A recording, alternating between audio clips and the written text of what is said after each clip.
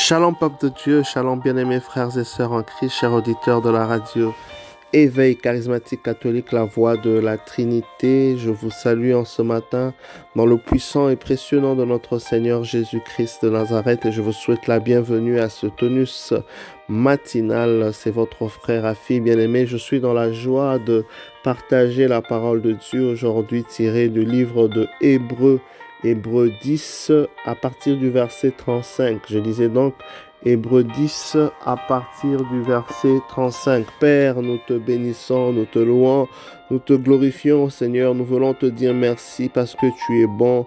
Merci parce que tu es merveilleux. Merci parce que tu es excellent. Merci parce que tu es glorieux. Merci parce que tu es miraculeux. Merci parce que, Seigneur Dieu, tu es un Dieu bon, Papa. Nous voulons célébrer ta bonté, ta fidélité en ce matin. Te dire merci pour le souffle de vie que tu as accordé à chacun, Papa. Merci pour la protection, les grâces que tu fais surabonder dans la vie de chacun, Père. Nous voulons nous recommander à toi, te laisser ces instants, te laisser la journée. Saint-Esprit, remplis-nous, remplis-nous, remplis-nous, conduis-nous. Révèle-nous de la puissance au Saint-Esprit. Nous avons besoin de toi. Donne vie à toutes choses en nous, dans le nom de Jésus. Nous avons ainsi prié. Amen. Alléluia. Donc nous allons, bien aimé, lire la Bible dans Hébreux 10 à partir du verset 35. La Bible déclare: ce n'est donc pas le moment de renoncer à cette fermeté que vous prépare une grande récompense. Il vous faut persévérer faisant la volonté de Dieu si vous voulez recevoir ce qui vous est promis. Oui, encore un peu, bien. Encore un peu, bien peu, et celui qui vient sera là, il ne tardera pas. Mon juste à moi vivra par la foi, mais s'il se retire, il cessera de me plaire. Nous ne sommes pas de ceux qui se retirent et vont à leur perte. Nous sommes des hommes de foi et nous sauverons notre âme. Alléluia. Le Seigneur nous recommande en ce matin par cette parole la persévérance, la fermeté, le fait de demeurer fidèle, quel que soit ce que nous vivons, quelle que soit la réalité. On doit comprendre une chose, bien aimé, c'est que la réalité et la vérité sont deux choses différentes. La vérité, c'est que la parole de Dieu dit, et la réalité, c'est que tu es en train peut-être de vivre encore. Or, la réalité doit devenir la vérité. C'est pourquoi le Seigneur aimerait que nous puissions persévérer et ne point abandonner pour que justement puisse voir le jour sa vérité dans nos vies. Pour que toutes les promesses que le Seigneur a pour la vie de chacun de nous viennent, n'est-ce pas, à voir jour. La Bible déclare que l'univers tout entier attend ardemment la manifestation des fils et des filles de Dieu. En fait, la manifestation de la puissance de Dieu. C'est quelque chose que le Seigneur lui-même aimerait voir. Mais pendant que cela n'est pas encore le cas, il ne faut point abandonner. Il ne faut pas laisser. Bien-aimé, je ne sais pas ce que tu traverses comme situation. Je ne sais pas ce pourquoi, n'est-ce pas, tu es en train de prier. C'est par quoi tu es en train de passer. Mais j'aimerais te reconforter, t'encourager de ne point abandonner. J'aimerais, bien-aimé, en ce matin, te reconforter par cette parole pour te demander de persévérer. Le chemin est peut-être long, le chemin peut-être paraît long, mais le Seigneur te fortifie. C'est le même qui a donné, n'est-ce pas, la nourriture à Élie. Élie se plaignait, n'est-ce pas, en disant: mais Seigneur, je ne suis pas meilleur que mes pères. Mieux vaut que je puisse mourir. Qu'est-ce qui se passe? Parce qu'il se faisait poursuivre par Jézabel pour, n'est-ce pas, être persécuté. Voilà que le Seigneur le vient en aide par, n'est-ce pas, un corbeau. Le Seigneur vient en aide à Élie, lui donne à manger parce qu'il reprenne les forces, parce que le chemin, n'est-ce pas, était long. Le chemin peut paraître long, mais l'aide du Seigneur est là. Bien-aimé, lorsque le Seigneur permet à ce que tu puisses passer à travers des situations, des épreuves, il faut savoir qu'il est là pour te donner la force, pour te reconforter. Il est le Dieu de la provision divine, le Dieu de la providence. Lorsque tu passes dans des situations difficiles, sache que Dieu est avec toi. Il te reconforte, il te donne la force. Tu dois tenir bon. La fin d'une chose vaut mieux que son commencement, bien-aimé. La fin d'une chose vaut mieux que son commencement. C'est pourquoi, bien-aimé, j'aimerais t'encourager, te fortifier, à ne point baisser les bras, à continuer à prier, à continuer à adorer, à continuer à te consacrer, même si tu ne vois pas de changement, même si tu ne vois pas. La foi, c'est la ferme assurance de choses que tu ne vois pas. Ça viendra à voir le jour. Bien maintenant, bien-aimé, ne te laisse pas conduire par ce que tu vois, mais laisse-toi conduire par ce que la parole de Dieu te dit, par ce que le Saint-Esprit te convainc dans le cœur, bien-aimé, car il est écrit, nous ne marchons pas par la vue, mais nous marchons par la foi. Et aujourd'hui, le livre d'Hébreux 10 est en train de nous dire, mon juste vivra par la foi. Donc c'est par la foi que tu emmènes la vie par le Saint-Esprit.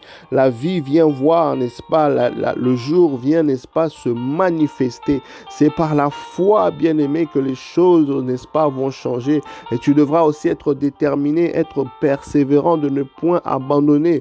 La réalité voudra toujours, n'est-ce pas, te faire comprendre que ça ne sert à rien, te faire comprendre que Dieu ne t'écoute pas. Cela n'est pas vrai, c'est un mensonge, parce qu'il est écrit que Dieu écoute la prière, n'est-ce pas, de son peuple, parce qu'il est écrit que la prière fervente du juste agit avec efficacité. Telle est la vérité. Donc lorsque des pensées mauvaises, des pensées contraires à ce que Dieu, n'est-ce pas, nous communique, vient dans notre esprit, nous devons être en mesure de le combattre avec la parole de Dieu, la parole de vérité, bien-aimé, car la parole de Dieu est éprouvée, la Bible déclare, et c'est un refuge, n'est-ce pas, pour ceux qui, n'est-ce pas, qui s'y retrouvent.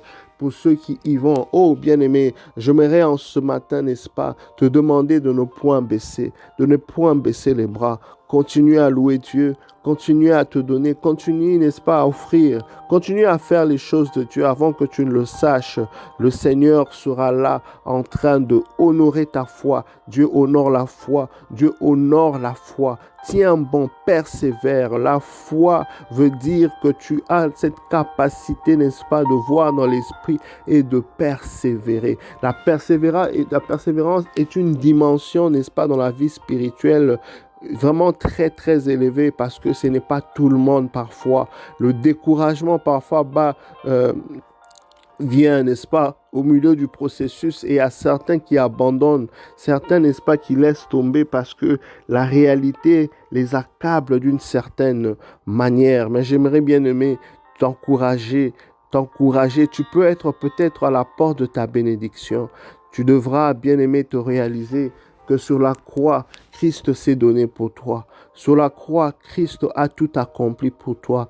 Maintenant, tu n'attends que la manifestation. Alors pourquoi abandonner quelque chose pour lequel tu as déjà droit?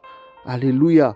Pourquoi laisser tomber quelque chose, n'est-ce pas, qui existe déjà en ta faveur? La seule chose qui reste, c'est la manifestation, la visibilité, c'est-à-dire que ce qui est dans le spirituel puisse maintenant voir jour dans le naturel, dans le monde charnel dans lequel nous sommes, pour que nous puissions, n'est-ce pas, le voir de manière concrète, de manière palpable. Alors pourquoi abandonner? Les gens souvent abandonnent par manque de révélation, par manque de connaissances. Les gens abandonnent simplement parce qu'ils se laissent guider par ce qu'ils voient. C'est pourquoi l'apôtre Pierre, Simon Pierre, lorsqu'il a vu les vents, il a eu peur. La peur est venue affecter sa foi, vous voyez, et il a sombré, mais bien qu'il avait sombré, la main du Seigneur était là pour le relever.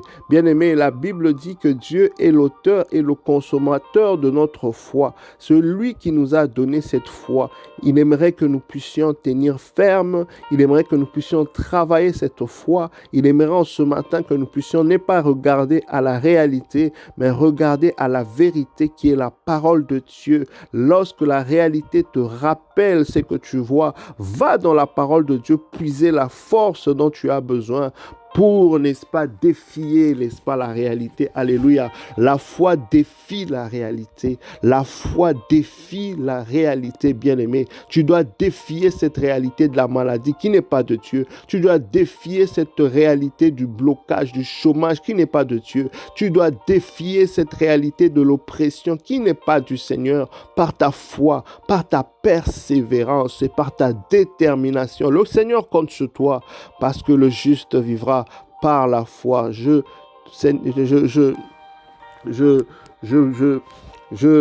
J'aimerais justement, j'ai voulu partager cette parole avec toi en ce matin, bien-aimé. Que le Seigneur te bénisse, le Seigneur te garde, te conduise pendant cette journée, que le sang de l'agneau de Jésus-Christ te couvre. Je me recommande à tes prières et à bientôt. Bye bye.